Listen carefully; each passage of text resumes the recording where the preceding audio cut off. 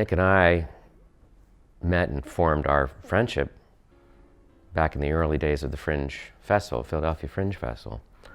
And I just remember getting interested in that entity first because it was just so different, exciting. You never knew what you were going to see. It was just the whole format of this 2-week festival of theater in Philadelphia in a garage or in a car or in a theater or wherever. It was absolutely thrilling. And I served on the board for a while. I was the president of the board for a while. And the more I got involved and learned how this thing gets put together, that's just my admiration or my respect for Nick just was like, it just grew and grew and grew and grew.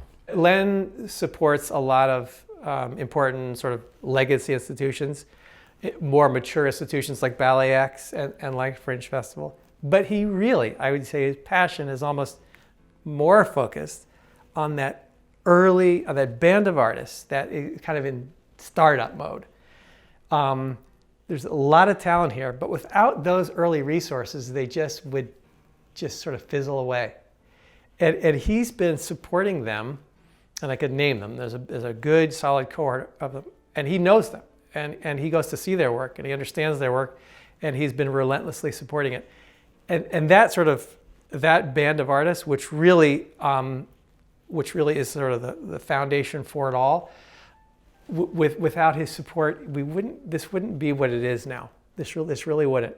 And so I really commend him for that vision. Every single moment I've seen Nick over the last 30 years, he's had the same smile. He just smiles, and he just brings light and energy into any room. And he makes everything seem like it's possible.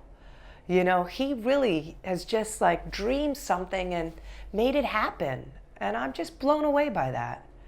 And they're both just amazing guys. When I approached Leonard many, many years ago for support of this new crazy ballet we were gonna do, that I had no idea if it was gonna be good or bad, he got behind it and helped make, I think, one of the best ballets we've ever done possible.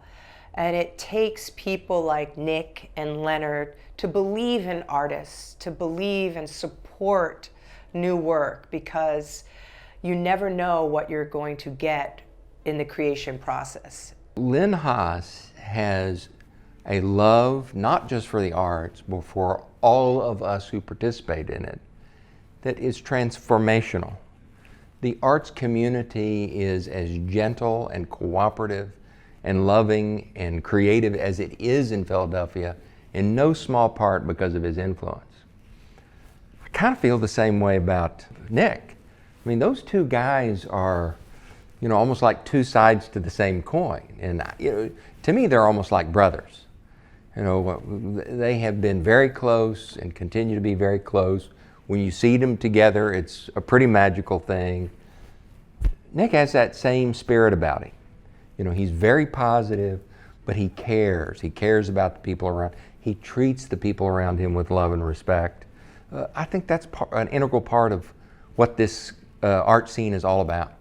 I met Nick on the top floor of Pennsylvania Ballet Studios, and I was very nervous about being in a repertory company, and et cetera. So I was tense, and I just remember, I remember him coming out of the studio and coming right up to me and saying, "Oh, hi, you're Annie, I'm Nick." And it was just he was so natural and friendly and genuine and authentic that I thought something was terribly wrong with him. I thought he was so strange. I'm like, oh, because everyone was kind of like, hi, but he just came right up to me, was so confident and so warm and like, oh, I've heard so much about you. Hi, how are you? And I remember I kind of was disarmed a little bit. And I was like, friendly. He's really friendly. He said to me, in passing, I have a son, he's going to be turning 18 in a couple months. And I was like, I don't believe you. I don't believe you. I couldn't believe it. And so he actually took out his driver's license and showed me his age. He was 46. The trick he tells me later is he thought it was 25, but I was 36. So we both thought each other were 10 years younger than we were. And we laughed, and it was it was Valentine's Day. That's when we met. He was easy to talk to, and a gentleman. I'm guessing that hasn't changed much. When we were in high school together, Nick didn't have even a little bit of interest in arts, and amazingly, I was voted most artistic in my high school class. I know that's hard to believe these days, but so I cast Nick in a play, which is the first time I think he'd ever been inside a theater.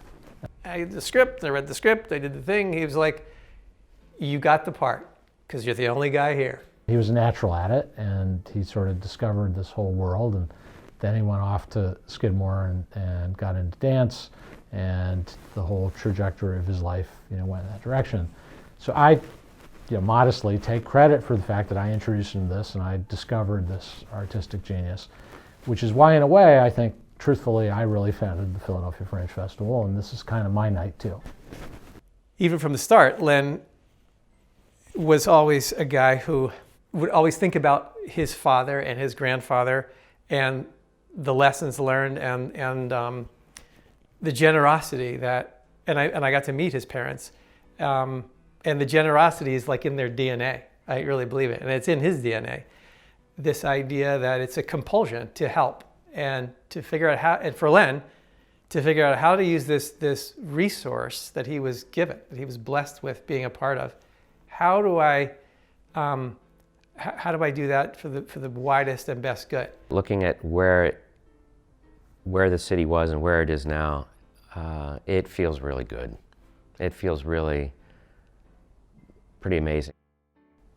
And then when you hear people say, wow, there's so many great restaurants here, there's so many great theaters here, the cultural scene, and you hear this feedback. I mean, obviously Philly has a lot of other issues we've got to deal with, but for this sector, man, it's just, and I look at that and I think, yeah, I had a hand in that. My family has had a big hand. We've all, and that's, I feel really proud of. He took that mantle, and he especially took it after the passing of his father. I mean, he's always been doing it, but I mean, the brothers took the mantle and were like, yes, we are continuing this. Not only is he being honored for that, but I think he's just this, like, I mean, I don't even know where to begin to tell you all the things I love about him. But he's just this sweet, normal, unassuming, generous listener.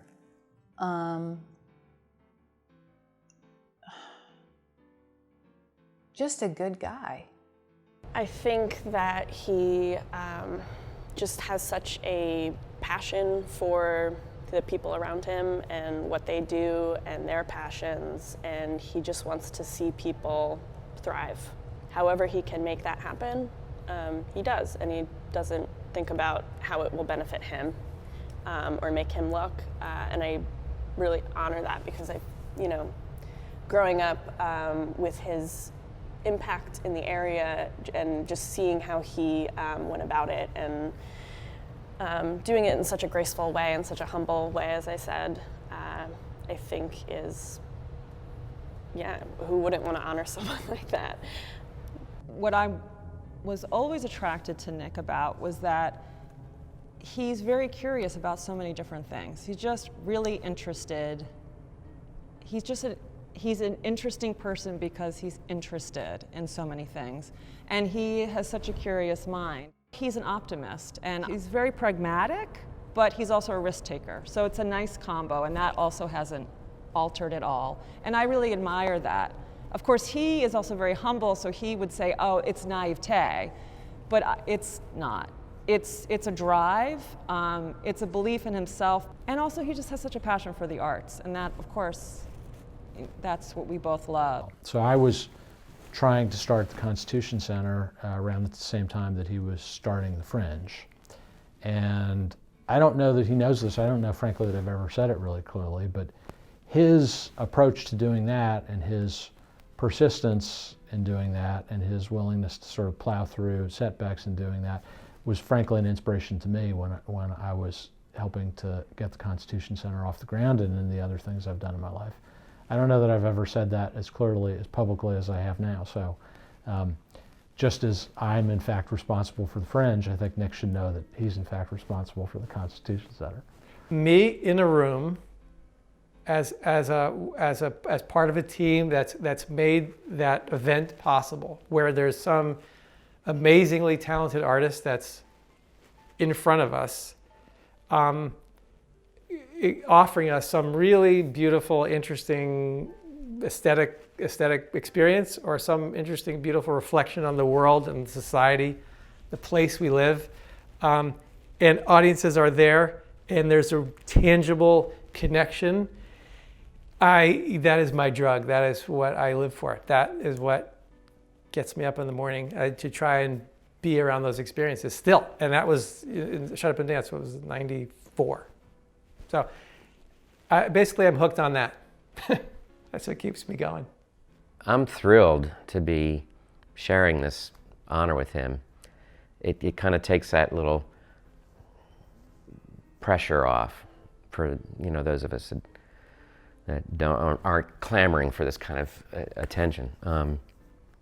And I just really appreciate what he's done, and as a friend, and as a co-artist, and mover and shaker. But I'm honored to be sharing the bill with him, and that it's Ballet X, because I'm a huge fan of Ballet X. Nick and Leonard, I can't thank you enough for letting Ballet X honor you and your great work that you do in our amazing city.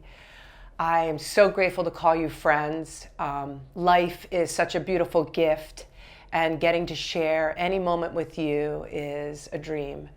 Thank you so much for tonight and all that you do to make Philadelphia and all of our lives in Philadelphia better.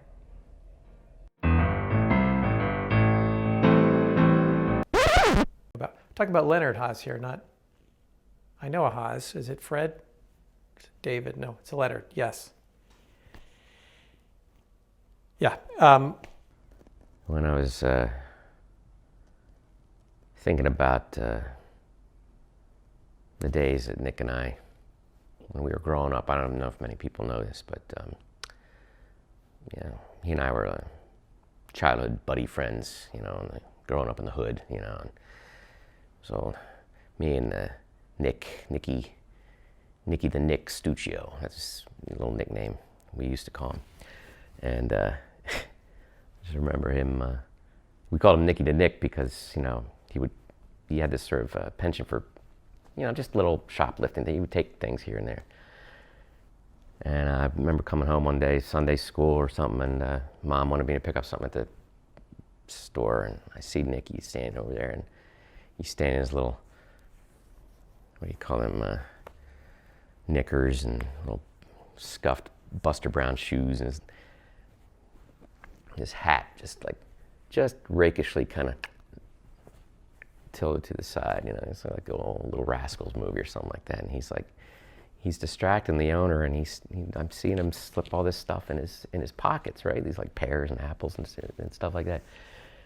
And the shop owner turns around. I've seen this so many times. Turns around, and he's off like a shot. And he doesn't just run. He just he dodges, right? He's dodging, and he's like leaping over things, and I'm like watching this, going,